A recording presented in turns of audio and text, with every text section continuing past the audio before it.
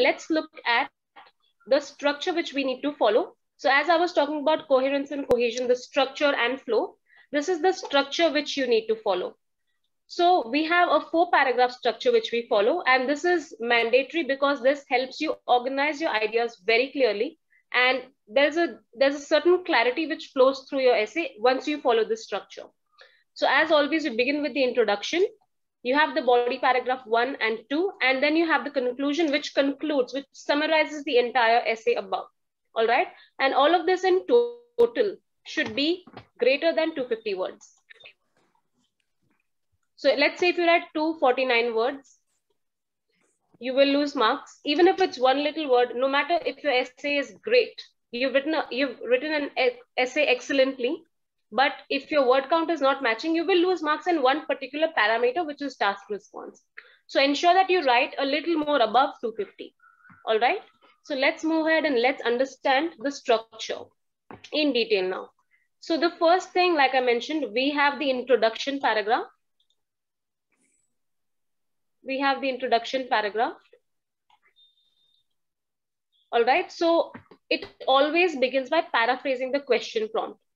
So just like यहाँ पे background statement था, we had that weddings are becoming larger and more expensive, right? So that is the question prompt. That's the background statement, and you need to paraphrase that same thing and write it down. That's how you should begin your essay. All right. So any idea what paraphrasing is?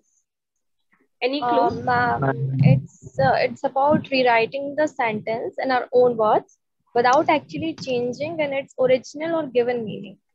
Correct. So absolutely right. So rewriting or rewrite the sentence in different words, which essentially mean the same thing.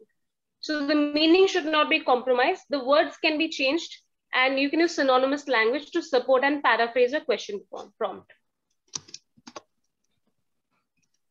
All right, so that is paraphrasing, and this is something that is a key feature of the IELTS examination, and it goes through in all aspects, be it your speaking, listening, reading, writing. In every aspect, you will come across paraphrasing, and this is a key element of IELTS testing. So please be very careful with this and paraphrase your question prompt. Begin your essay with that point. All right. The next thing is the thesis statement. So when I say thesis statement, it means clearly answering the instruction. So what are the reasons for this? Is this a positive or a negative development? Answer the question in the introduction itself. Write it right there in 1 or 2 sentences, not more than that. And that is an introduction to your ideas, which will be there in body paragraph 1 and 2. So just introducing it briefly, and then it will link. So that's a way to link the body paragraph to the introduction and so on. All right. So include the thesis statement and answer the instruction that is asked at that point. Your introduction paragraph will consist of about 2 or 3 sentences, but well-developed, well-formed sentences. If you do that, 3 sentences are more than sufficient for your introduction paragraph.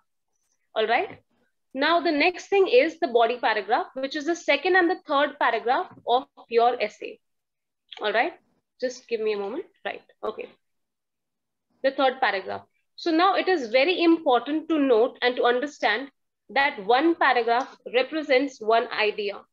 That's key. That's incredibly important to know that you should not mix up too many things in one paragraph. Keep it very simple. One idea in one paragraph. That's it. And let's see how to write the body paragraph itself. So you should begin by a topic sentence, which is the introduction to that particular topic or to that particular paragraph. Right? So this one comes under flow. How you organize the paragraph itself. The second thing you need to do is give extended explanation, reasons, details, supporting statements, and so on. So let's say you write that, okay, yes, people have weddings to create memories. Fine. Granted. Now support that statement with more explanation, more detail, more reasons, and so on. So back that up with more data. All right. And then you write some examples. So it is mandatory to put at least one example in each body paragraph. You should, because it's a requirement. And if you don't, you will lose marks. So include examples in the body paragraph. All right. And no matter which body paragraph you are writing, be it the second, third, fourth, whatever it is, every body paragraph will follow the same structure. It is uniform throughout. All right. So your body paragraph will comprise of, let's say, about 4 to 6 sentences, not more than that. But if you have 4 to 6 really good sentences, extremely well-formed sentences, complex sentences, it justifies the task, and that's more than enough to move on. All right. So please be very clear with the quality of language and the sentences you're writing down. And then the last part we have is the conclusion, which is the concluding paragraph as the name goes. So once again, you will paraphrase the question prompt. So यहाँ पे जो लिखा है, rewrite that again.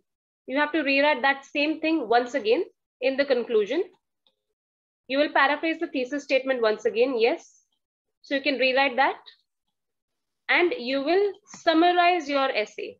So whatever points you were mentioning in the body paragraph, all of this will come down once again. So in essence, what you are doing is in the conclusion paragraph, you can write about 3 sentences. That's fine. You are just going through everything once again. You're writing the general statement, you're writing the body paragraph, and you're writing the details of it. So just summarizing the entire essay in one paragraph. That's it. It has the same structure as the introduction paragraph, except the fact that there is a summary added to it because now we have more content from the body paragraph. So you're summarizing that here. That's it. So that is the conclusion which you need to include. Once again, conclusion will have about 2 or 3 sentences, and that's good to go. That's it. So in total, you're hardly writing about, let's say, maybe 20 sentences, but 20 good, elaborate sentences, right? And with that, you can complete your essay in 40 minutes. It's very much possible.